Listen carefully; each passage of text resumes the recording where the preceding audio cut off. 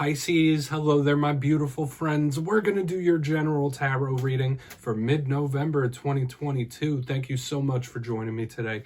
You know I appreciate each and every single one of you. So let's get right down to business as always and start you off with an oracle card here, just so we could dip our toes into energy and see what's going on for the lovely Pisceans out there. I hope you're all doing fabulous, which I'm sure you are. Let's get it going here, my guides. Yeah, we're just going to take a real quick look at this first card, then we'll get into the full tarot reading itself. And at the very end, I'll pull you a bonus card from the Shadowland Tarot, just to see what might be in the shadows or what shadow work you can lean in on, which is always interesting. But let's get it going. What's up with Pisces, please? Nice and quick. Thank you. All right, yeah, this is a very Piscean type of card. This doesn't surprise me. Okay, it's super etheric, it's super thought-based, imaginative, creative. So this isn't necessarily a rough way to start this in a Pisces reading. You get that card quite often. Now, before we dive into that, if you're new here, I'll be speaking about the November subscriber surprise towards the end, so you might want to check that out. Also, if you could kindly illuminate that like button by tapping it right on its third eye, you know I'd greatly appreciate it. But into the reading we go. Enough of the promo. Have a little look here at our friend. She is sitting underneath that umbrella. The sky behind her is beautiful and etheric and dreamy. It looks like her eyes are closed too. So when I see this, I do think of the imagination, the thought process, which is something Pisceans are very much known for. I'm a Pisces rising, so I'm not just speculating from the outside looking in. This is that luscious thought process. Now, in the positive, this could be you ramping up for some beautiful creation, sharing your gifts with the world, all right? The creativity. In its rougher sense, this could be somebody who's trapped in their mind, trapped in their head, or overthinking. This could be over dreamy sometimes.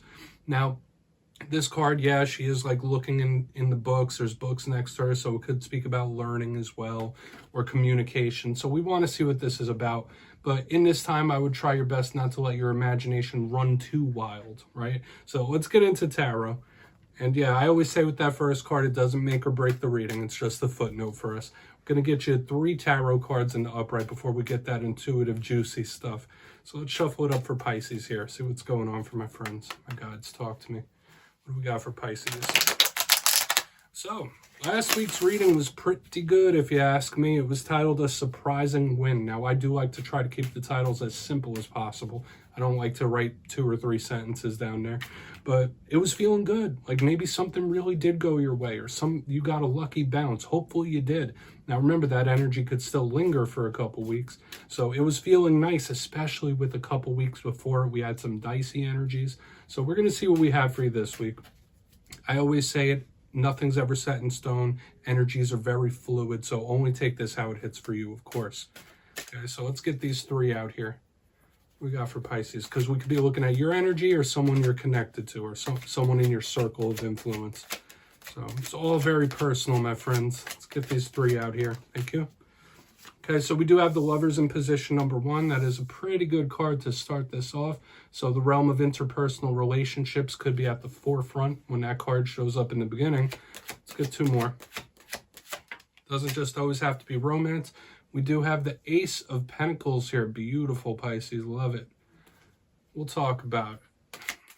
Things are looking okay, though, so far. Okay, we do have the Ten of Swords on the back end, so there might be a little bit of a warning here that we're going to have to talk about.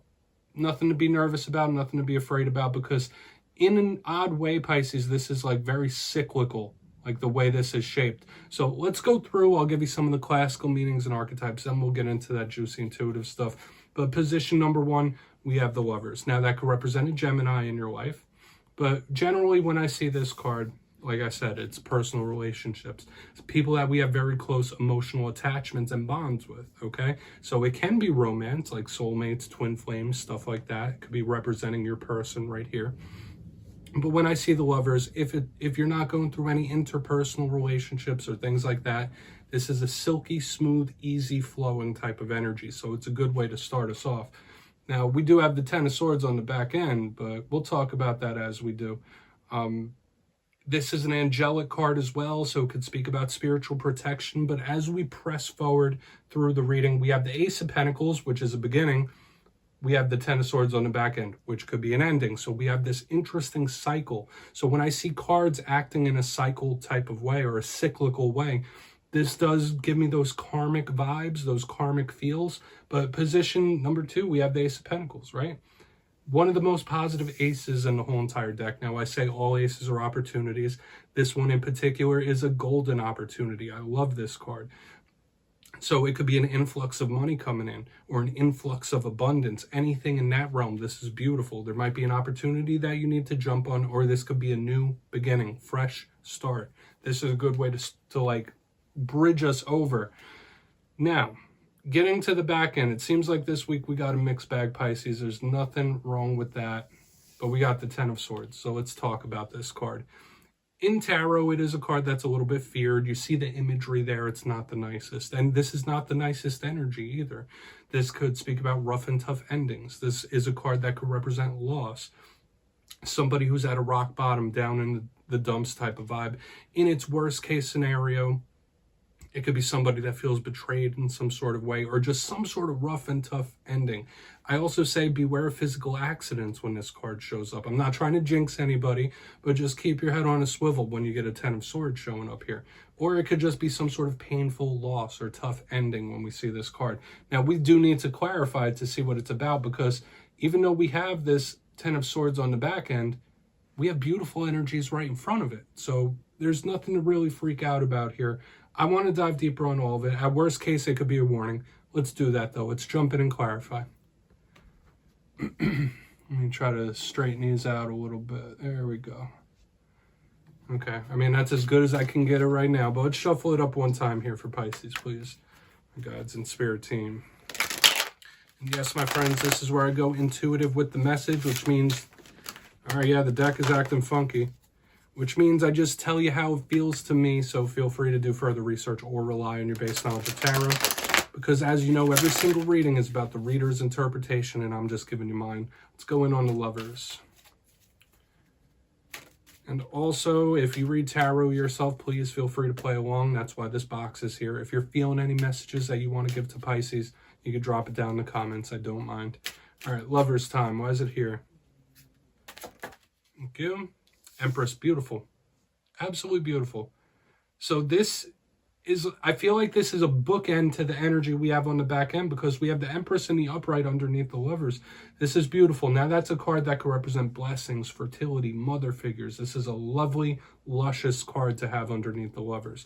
Now for some of you, this could be a connection to a Taurus or an earth sign, but if not that, if this isn't talking about a very strong, powerful connection and bond, when I see the Lovers with the Empress here, this is blessings, all right? So whether you are going through something where it's a blessing in disguise, or an unseen blessing where it seems rough at the time, but in reality, it's for the best. Like, that's a vibe I'm picking up here, but blessings from spirit. You see how angelic the Lovers are here, okay? So if none of those other things hit, I would say that spirit could be blessing you in some sort of way, or this could be a blessing in disguise right now. So let's keep moving over to the Ace of Pentacles, because I really want to get to the Ten of Swords and see what that's about. So let's see what's up with that Ace. We don't want to pile on too many messages, right? I feel like, I mean, if I could, I would talk all day. Okay. Yeah, good. All right, this feels nice. We have the High Priestess in reverse underneath this Ace of Pentacles. Now, to me, she's a big card of psychic gifts. It's a card that could represent you as well. But when I see her in reverse underneath the Ace of Pentacles, like, this is, once again, similar to last week where we had that surprising win. This could be like an unexpected opportunity, an unexpected blessing. And I was picking that up in the beginning, like with the blessing in disguise. With this Ace of Pentacles and the High Priestess in reverse, it's like something you don't see coming, but it's a good thing. Now, this Ten of Swords on the back end is really throwing me off, because it's not matching the vibe here. Okay, so that could be representing the energy of someone around you, or like somebody else. I don't feel like that's necessarily you, but blessings on blessings on blessings here, Pisces. So I'll show you both of the cards and you'll see what I mean, because the High Priestess is one of your cards and it's a water sign card, but her in reverse, the intuition of this card under here is just unexpected, surprising blessing. That's like the best way I could put it. So we're going to keep moving over to that Ten of Swords, because that's like sticking out in this reading for sure. And then we'll do a quick little recap. We got a lot going on here this week. Usually when I do a Pisces reading, it is very like straightforward. I feel like there's a lot of nuance here this week. So let's go in on that Ten of Swords. Then we'll do our recap. So why is the Ten of Swords here? Thank you. Okay. Yeah, Three of Wands underneath the Ten of Swords, like waiting on something to end. This is odd. Like somebody's just like waiting on the shoe to drop, waiting on something to end. And like I said, I don't think it's necessarily you, but this could be someone around you who's like, all right, it's inevitable. Like something's going to happen here. Like this is an interesting vibe. Now, the Three of Wands is a card of, yeah, like I said, manifesting, waiting, somebody who's in a holding pattern. And yeah, when I see it underneath a card like the Ten of Swords, it's somebody who feels like there's an end inevitable, or something's about to end, something's going to end. It's just a matter of when, not if. So do with that what you will, because we have a very interesting mixture of positivity. But then this thing on the back end, this could be a warning, okay? It's something you should keep your eyes on here. That try not to get too pessimistic, because we have so much optimism, so much goodness. This energy on the back end is not matching the vibe. But do with it what you will. I mean, if it hits, it hits, right? So let's go through and do a quick little recap here, Pisces. Then we'll get into the shadow card. If you kindly look in the box, position number 1, we have the Lovers with the Empress in the upright. Beautiful, angelic type of energy here. So for some of you, this could be a very close connection with a Gemini or a Taurus or Earth sign. This is beautiful energy, and it feels like blessings from Spirit to me, like Spirit bestowing or gifting something. So the main thing it was making me feel was that of a blessing in disguise, like something that might not seem like a blessing right now, but in the end, it's for the best. In the center, we have the Ace of Pentacles with the High Priestess in reverse. One of your cards showing up here. A golden opportunity coming in that you didn't expect, that you didn't see coming. That could happen for a lot of Pisces, especially since it links in with the reading we had last week, okay? Like the surprising win. This is a very similar vibe here, but it is tied into the blessings. Now, when we get to the back end, this is where the reading gets a little off, because this is a different vibe. We have the Ten of Swords with the Three of Wands in the upright, and it's giving me that vibe of somebody just waiting on something to end, waiting on that shoe to drop. Like it's inevitable. It's not if, it's when type stuff. So try your best to stay in an optimistic mind state, regardless of what it is that's going on. Do with that what you will, my friends. Please take a screenshot. I'm going to get you one shadow card here. We'll see what's going on for Pisces. That was an interesting reading. And that doesn't mean all this energy is yours. That energy could be other people around you. Remember this. So let's see what's up. But that could be a little warning on the back end for sure. Let's get you one shadow card here, Pisces. This is a very introspective portion of the reading. I love to see what's in the shadows. What's in the shadows for Pisces? All right, yeah, the deck is being specific now. In the Shadowland Tarot deck, it's like very spooky and it's fun. I always like pulling from it. Okay, so the Lovers is showing up in the shadows once again. So like it's showing up double in this spread. And I always say I like it when they link in.